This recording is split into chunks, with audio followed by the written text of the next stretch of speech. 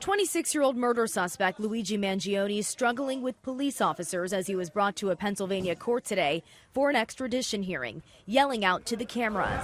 And completely out of touch and insult the intelligence of the American people. Seen in his booking photo, Mangione today challenging extradition to New York, where he faces murder charges in the shooting death of UnitedHealthcare CEO Brian Thompson. His lawyer at one point telling him not to say a word when he tried to interject during the hearing. The judge ordering Mangione held without bail. Our primary focus is to cooperate with the New York City Police Department and Manhattan District Attorney's Office so this defendant can be prosecuted for his New York homicide charge. According to the New York arrest warrant, Mangione had written admissions about the crime with him when he was arrested at a McDonald's in Altoona, Pennsylvania, Monday. We're learning Mangione considered the killing to be a symbolic takedown of UnitedHealthcare over perceived corruption and, quote, power games, according to a confidential assessment of the crime described to ABC News by the NYPD Intelligence Bureau.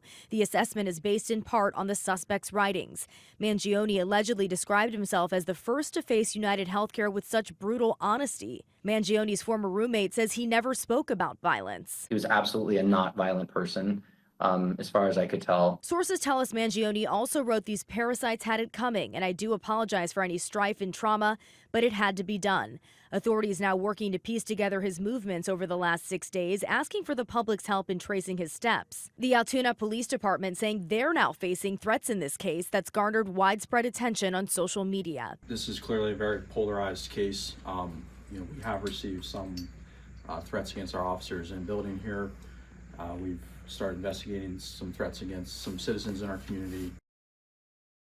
There's also concerns about threats against healthcare executives and their families. A Colorado law enforcement bulletin obtained by ABC News warns this killing could be used as messaging and propaganda aimed at others who are unhappy with the insurance industry.